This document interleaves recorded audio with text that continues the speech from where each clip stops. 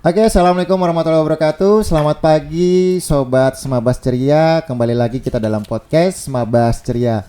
Kali ini kita bersama bintang tamu yang sangat spesial, yaitu leader kita, Bapak Ahmad Wasis MPD, selaku Kepala Satuan Pendidikan SMA Negeri 11 Samarinda. Namun sebelum kita mulai nanti bincang-bincangnya, kita tanya Pak Wasis terlebih dahulu. Gimana kabarnya hari ini, Pak? Alhamdulillah, Mas Hendra baik. Ya. Oke, kesibukannya apa Pak minggu-minggu 2 minggu terakhir ini Pak? Alhamdulillah sangat padat sekali. Selain memantau penyelarasan visi misi dan tujuan, pelantikan pengurus OSIS, terus menyaksikan kegiatan LDK, terus menyaksikan persiapan tim pusat mau berangkat Jakarta, terus refleksi dan kegiatan macam-macam. Yang jelas semua aspek di sekolah harus berjalan. Jadi saya kan lihat mobilitas kegiatan Bapak tuh hari-hari bolak-balik sana sini, yang ikut ngurusin kesiswaan, belum lagi gurunya gitu Pak ya. Tapi semoga sehat selalu ya Pak. Amin, insya Allah Pak, amin. Pokoknya demi SMA 11 Pak ya. Oke. Luar biasa pokoknya Pak, sebelum kita nanti ke topik intinya Pak ya, saya mungkin ingin bertanya sedikit Pak, bagaimana perasaan Bapak nih selama kurang lebih 5 tahun lebih dari 5 tahun lebih 2 bulan. Perasaan Bapak gimana sekarang? Apakah campur aduk, bahagia atau sedih atau bagaimana nih Pak? Perasaan saya 5 tahun lebih 2 bulan ini, awalnya memang saya meragukan kemampuan saya untuk memimpin menjadi pelopor dalam perubahan. Tapi akhirnya karena dukungan para warga sekolah yang luar biasa, kolaborasi yang luar biasa, dan warga sekolah ini tidak segan memberi masukan, kritikan. Itu yang saya bikin semangat. Jadi 5 tahun ini saya bersama Semabas, saya bangga dan bahagia sekali Mas. Ini jujur aja. Artinya senang Pak ya. Senang, saya menyimpulkan senang. Ya. Terjadi kolaborasi di situ ya. Iya. Oke, nah itu dengerin tuh kata kepala sekolah kita, harus kolaborasi, harus bahagia. Ya. Baik Bapak, mungkin saya langsung ke topiknya Pak ya. Iya. Mungkin ada beberapa pertanyaan yang ingin saya tanyakan ke Bapak. Ya, silakan Mas Hendra. Apabila ada pertanyaan saya yang kurang tepat, mohon dikoreksi. Oke. Baik Pak, diketahui kan Pak, SMA Negeri 11 ini kan terpilih nih menjadi sekolah penggerak angkatan pertama di Provinsi Kalimantan Timur beserta 2 sekolah yang lainnya pada tahun 2021, yang dimana pada saat itu Bapak menjabat di SMA 11 ini kurang lebih 1 tahun berjalan. Dan selama 5 tahun sepak terjangnya telah melakukan berbagai praktek baik, diseminasi dan melakukan workshop di sekolah-sekolah se-Kalimantan Timur. Menurut Bapak, transisi dari kurikulum 2013 ke kurikulum Merdeka itu apa sih Pak tantangannya, dan juga apa sih kelebihannya, dan apa yang harus dilakukan SMA 11 Pak? Ya, terima kasih, ini pertanyaan yang luar biasa dan sangat banyak pertanyaannya, tidak apa-apa. Kita mulai dari awalnya tahun 2021. Ini kan berkat kerjasama, kolaborasi semua warga sekolah, maka saya memberanikan diri untuk tes itu ya. Tes mengikuti seleksi kepala sekolah yang akan memimpin sekolah penggerak. Namun alhamdulillah berkat dukungan, doa, dan semua partisipasi warga sekolah diterima dan lolos. Berangkat dari situ makanya saya bangga bersama warga ini karena mereka antusias sekali untuk menyambut adanya pemberlakuan kurikulum Merdeka. Di mana dipelopori atau dipiloting oleh sekolah penggerak di Indonesia. Lah SMA 11 1 dari 3 di Kaltim. 1 dari 3. Saya bersyukur. Tentunya ada tantangan. Tantangannya apa? Apa sih yang bisa dibanggakan dengan sekolah ini menjadi sekolah penggerak? Tentunya teamwork untuk mengubah pola pikir baik guru, TU maupun murid dan orang tua. Itu tantangannya. Mampu enggak saya sebagai leader ini, sebagai pemimpin menggerakkan potensi yang ada? Alhamdulillah. Saat itu awal memang tertatih-tatih Mas. Tertatih, terus akhirnya termotivasi, teman-teman tergerak, akhirnya adalah teman yang ikut juga program penggerak, yaitu sekolah penggerak diikuti dengan guru penggerak. Sampai akhirnya tahun 2024 itu 7 jumlahnya. Ya, tahun 2024 awalnya kan 3, baru tambah 2. Ini sangat bersyukur. Yang kedua, transformasi apa? Pola pikir. Mengubah pola pikir guru yang dulu zona nyaman bahwa guru itu cukup memberikan catatan, mengajar, tidak. Sekarang harus aktif membimbing, menemani, menjemput takdir, menemani anak untuk menjemput takdirnya. Anak ini sampai 3 tahun mau jadi apa? Gurulah yang menemani. Jadi bukan menentukan kepandaian, tapi menemani siswa menjemput takdir. Jadi yang paling penting adalah mengubah pola pikir, mengubah wawasan bahwa guru bukan penuntut takdir, tapi teman atau orang yang menemani siswa menjemput takdirnya. Jadi guru menjadi pihak yang menjadi pihak yang menjembatani Pak ya. Iya, menjembatani, bukan penentu takdir. Oke, benar. Itu pola pikirnya, sehingga pembelajarannya pun pada saat itu yang terkenal adalah pembelajaran berdiferensiasi yang sangat aktif sekali.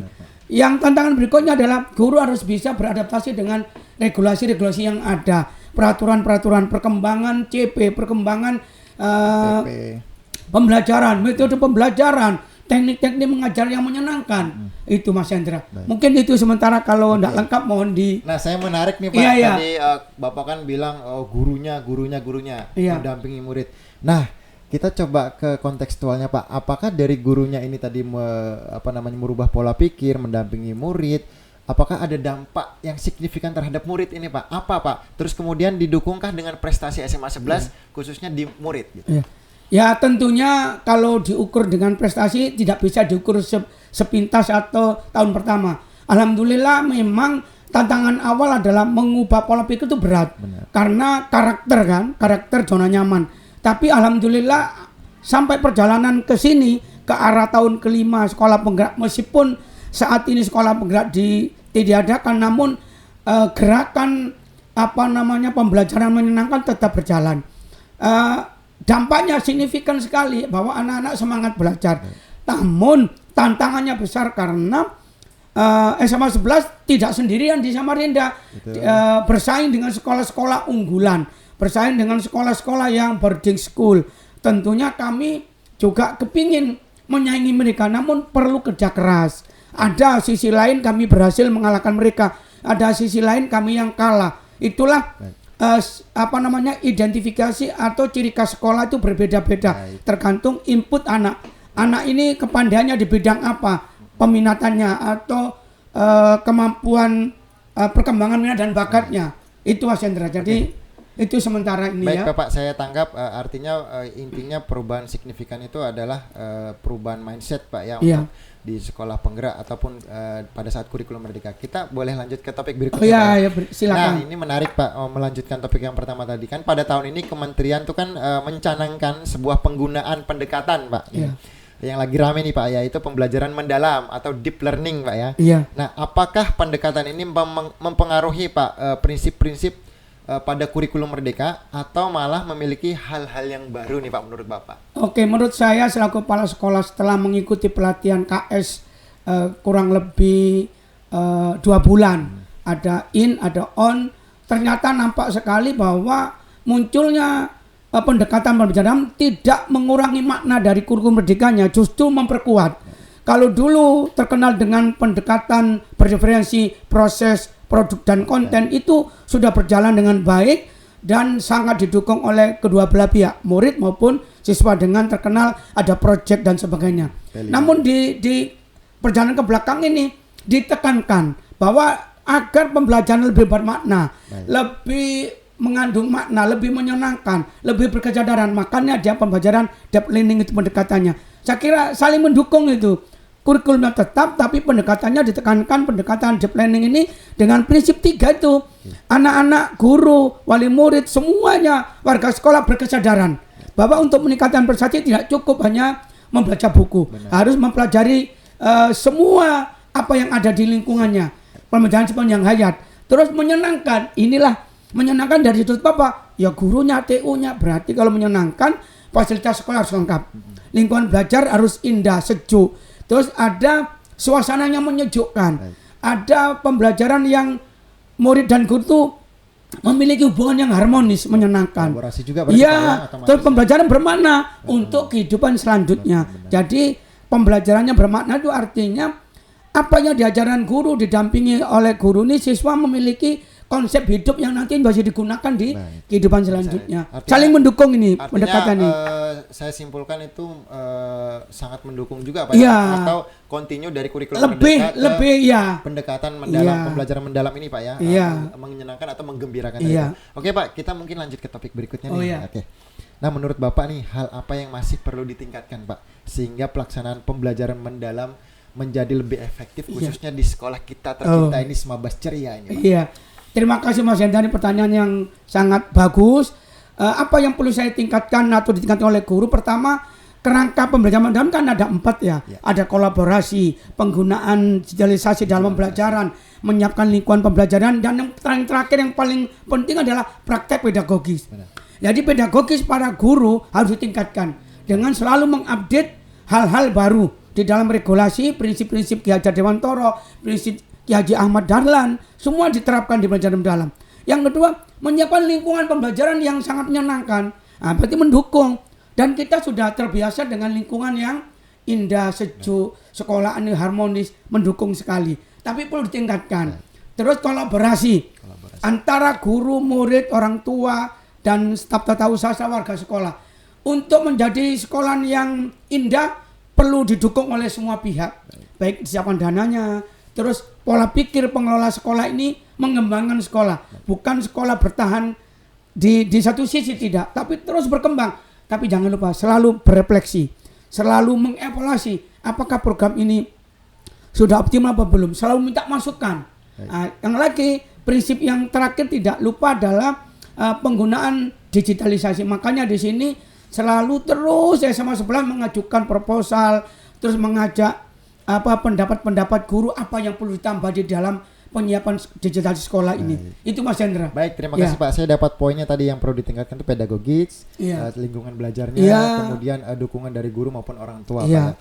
Kolaborasi Baik, itu ya kan? Kolaborasi intinya Pak ya. Baik Pak, kita coba ke topik yang berikutnya itu adalah apakah ada gitu Pak ya, atau program apa yang sedang diusahakan nih Pak atau dilakukan SMA 11 untuk mendukung kurikulum yang saat ini sedang berjalan Pak. Program pendekatan apa? Pendekatan maksudnya ya. Pendekatan maksudnya Pak. Kurikulum berdekatan tapi pendekatannya kan pembelajaran mendalam. Apakah ada Pak program tertentu atau apa kegiatan tertentu yang dilakukan SMA 11 Pak untuk mendukung kegiatan kurikulum merdeka yaitu dengan pendekatan pembelajaran mendalam ini. Terima kasih Mas Hendra. Tentunya karena itu baru di launching di awal tahun 2025 ya.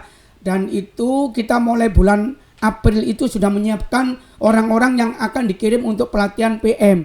Yang dimintakan 3 guru IPA, IPS sama bahasa ditambah dengan guru matematika atau TIK untuk pembelajaran coding. Itu kita ikuti sampai sekarang sudah mulai on job training di sekolahan. Itu yang pertama. Tentunya dari 4 guru mengadakan diseminasi. Itu program diseminasi di dalam IHT yang intinya tentang pendekatan pembelajaran dalam. Jadi itu IHT dan diseminasi dari 4 guru ditambah lagi diseminasi dari kepala sekolah sebagai pembimbing pembelajaran, di mana ditangkapkan program yang kedua adalah penyelarasan visi misi yang agar sesuai dengan pembelajaran mendalam. Jadi visi misi sekolah harus selaraskan, perlunya diseminasi dari situ. Kami melibatkan seluruh warga sekolah untuk melihat visi yang lama seperti apa dan visi ke depan seperti apa, itulah diselaraskan. Dan alhamdulillah lancar dalam waktu 2 minggu tuntas. Berikutnya adalah melakukan refleksi dan evaluasi. Pembelajaran diferensiasi dulu, sekarang beralih ke pendekatan, memang tidak ditinggalkan, tetap ada. Tapi ada pendekatan yang lagi digaungkan oleh kementerian adalah mendalam. Itu seperti apa? Nanti kita adakan refleksi kesiapan dari perangkat kita, guru kita, murid kita. Terus jangan lupa sosialisasi kepada orang tua adanya perubahan-perubahan ini. Dan program terakhir ada pemantapan program-program yang sudah berjalan. Pembenahan lingkungan, penyiapan fasilitas sumber belajar, peningkatan literasi sekolah, numerasi sekolah agar permutu sekolah meningkat terus. Mungkin itu sebagian program unggulannya. Wah, sangat luar biasa sekali nih pemirsa ya. Jadi tadi udah disampaikan ini sama Pak Wasis selaku leader kita di SMA 11. Banyak sekali ternyata hal-hal positif yang kita terima untuk sekolah kita, khususnya dari awal program sekolah penggerak. Sebelum saya nanti closing statement Pak, saya minta harapan Bapak mungkin sekitar 30 detik sampai 1 menit untuk SMA Negeri 11 Samarinda ke depannya Pak. Agar terwujud visi misi sekolah dan tujuan sekolah, maka saya berharap kepada seluruh warga sekolah untuk ikut serta dalam upaya untuk mewujudkan visi misi. Tanpa ikut serta, tanpa kolaborasi, saya kira susah terwujud visi misi sekolah. Itu aja harapannya. Dengan moto ceria Pak, ya. Semua bahas ceria. Ya, cerdas, empati, reflektif, inovatif dan agamis. Saya kira itu. Jadi itu tadi ya sobat Semua Bahas Ceria. Kita udah sampaikan